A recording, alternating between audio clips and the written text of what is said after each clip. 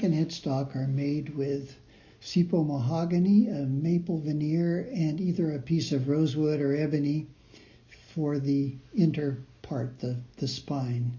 And I've ripped the mahogany end to end and then flipped one side so that the grain will be symmetrical, the end grain. And then the ebony and the maple are sandwiched in between. And you can see the way the grain on the end grain is symmetrical there. That evens up the tension in the wood and makes sure that it stays stable. And this blank is big enough that I can get 2 necks out of it and 2 headstocks. And when I first mark them, I mark them so that I can cut them oversized because I want to make sure that there's enough room for adjustments later after I've attached the headstock.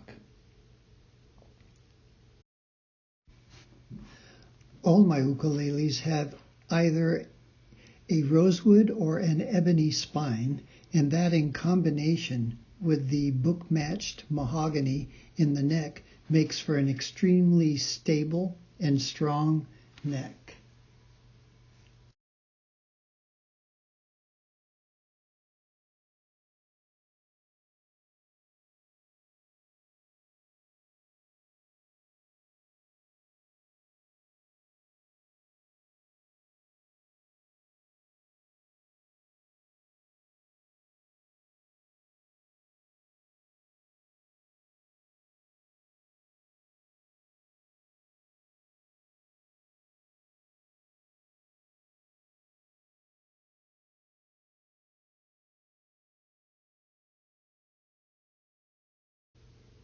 I've cut an 11-degree angle on the end of that piece there so that I can get the headstock and the neck out of the same piece of wood.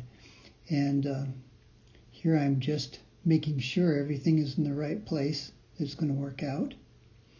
And I've hand planed and sanded the joint there in that so that it'll be absolutely perfect and have adhesion. 100% of the surface will be touching. As you can see there, it's a really good joint. They're glued together here with hot hide glue heated to 150 degrees.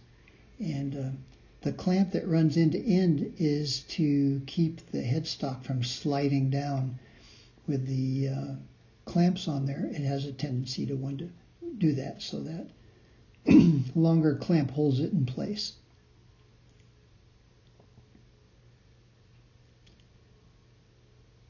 I'll leave it clamped up overnight.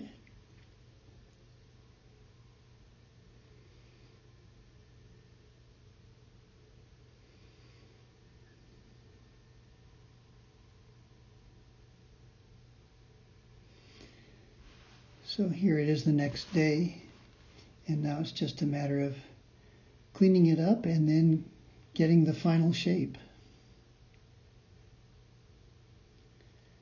Joint came out super good, very tight.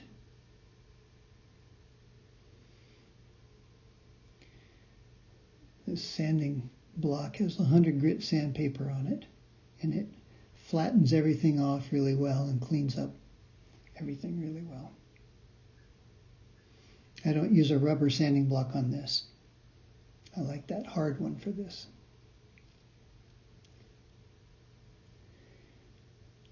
Now that the headstock's glued on, we can do the final cut here on the neck to get it to exactly the right width,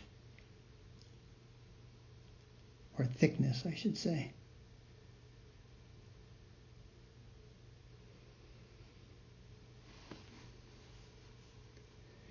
This is a template for cutting the dovetail, and I made it myself out of some plexiglass and some plywood. And my old Rockwell router, 50 years old, still runs like a charm with a dovetail bit on it, and it's got a bearing there right towards the base, which rides on the template and to guide the cutting of the dovetail.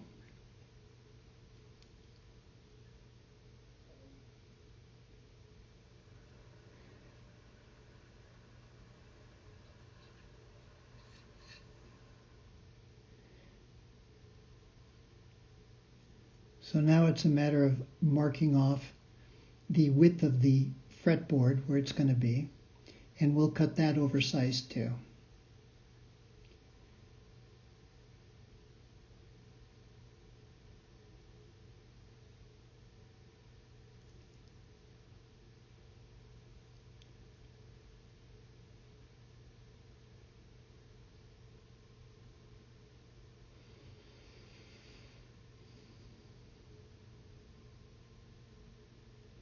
Measure twice, cut once.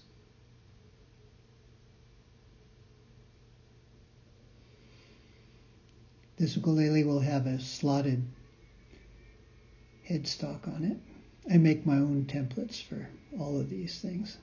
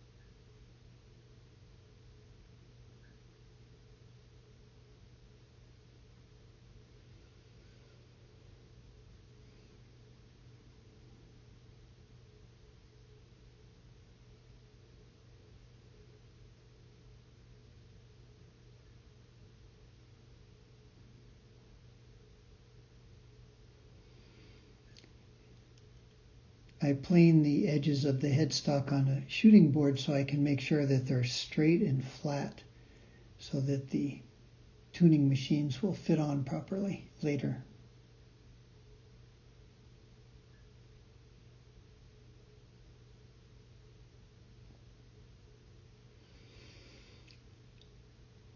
The rough shaping I do with a draw knife or a spoke shave, in this case a spoke shave.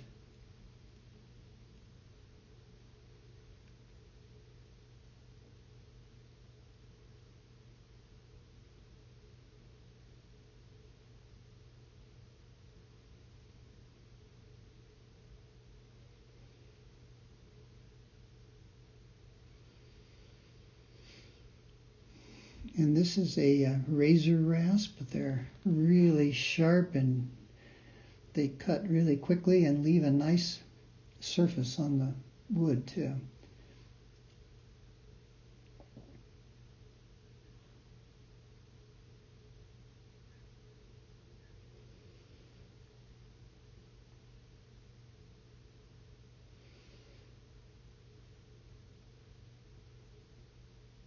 This is just the rough shaping. The finished shaping will come after the fretboard is glued on and the headstock veneer is glued on.